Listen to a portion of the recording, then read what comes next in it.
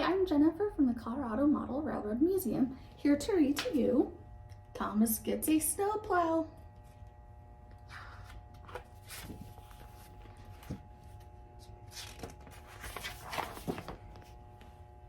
Early one winter morning, Thomas rolled out of his shed to check the weather.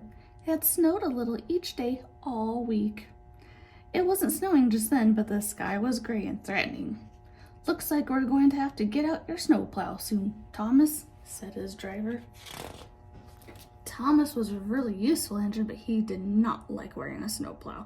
No, he said with a frown. I'm fine, just as I am. Besides, my branch line was clear yesterday.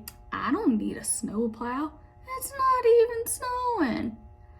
But Thomas, said his driver, your snowplow would help you be really useful. Why don't you want to use it? Snowplows look silly, Thomas grumbled. The other engines will laugh at me. His driver looked up at the cloudy sky and back down at Thomas. Well, it isn't snowing yet, he said. Maybe you won't need your snowplow today after all. But you haven't used it since last winter, and we need to make sure it's still in working order. So you're going to have to try it on. All right, Thomas grumbled reluctantly. When he saw the snowplow, Thomas felt like steaming away. He really didn't want to put it on, but he had agreed.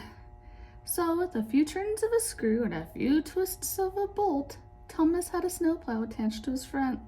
There now, said his driver. It fits perfectly. Just then, James and Henry pulled out of their shed and saw Thomas. Ha! Look, Henry, said James. Thomas is wearing a snowplow. It looks like a tin can. The two engines chuckled and chortled. It's not even snowing. I wouldn't need a snowplow in this weather. Henry said, I'm big enough to get through plenty of snow without one. Thomas blushed and looked down. Please take it off, he whispered to his driver. All right, he said his driver kindly, but we may need to come back for it, he added, with a nervous glance at the sky. When Thomas started out, there was some snow on the ground, but the tracks were clear. He didn't need a snowplow at all. His first stop was at a small station by an inn. As Thomas was pulling up, it started snowing lightly. The innkeeper hurried out to load supplies. Mighty cold winter we're having, Thomas, he said. I'll need these extra blankets for my guests. Beep, beep. And Thomas was off again.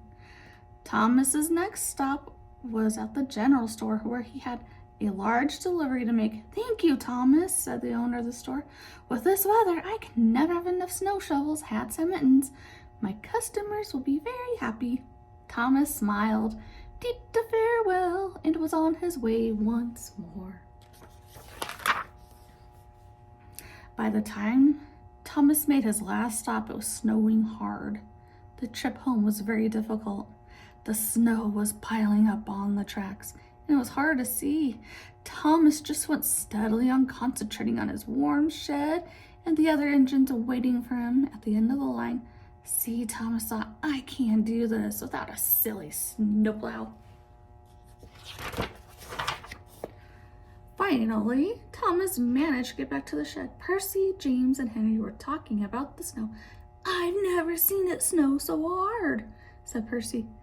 Suddenly, Sir Topham Hatt hurried in. Toby is stuck on the branch line, he said.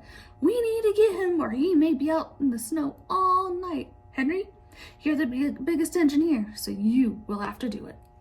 But it's snowing so hard and it's so cold, said Henry. Sir Topham Hatt gave Henry a stern look. Henry quickly changed his mind and said, but I am faster than Percy, James, or Thomas, and I am big enough to get through the snow without a snowplow. So Sir Topham Hatt climbed aboard and off they went.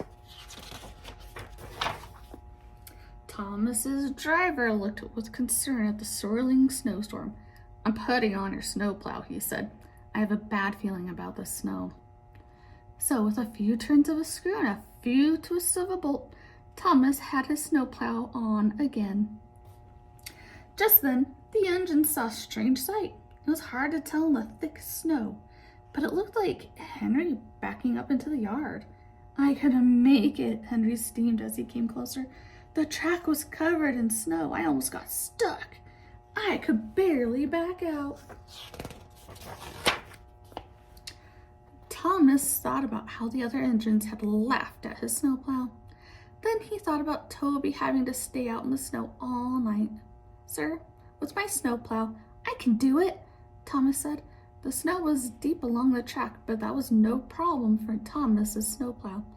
It was still hard to see, but Thomas went slowly and carefully. Soon, Thomas could tell that what looked like a mound of snow on the track ahead of him was actually Toby, buried deep. "Beep, beep! Toby, I'm here to help you," called Thomas. Thomas crept past Toby and switched onto the same track. He carefully backed up to Toby. His driver jumped down and hooked them together. "Now pull," his driver called. Thomas pulled. He pulled as hard as he could.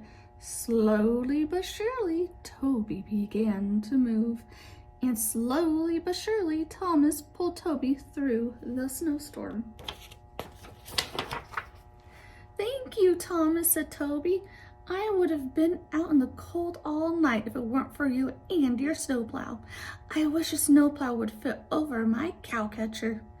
Sir Topham Hatt smiled and said, "Yes, Thomas, you are a really useful engine. And today you are a hero as well." Thomas beamed. For once, he was happy to be wearing his snowplow. No one could see him blushing. The end.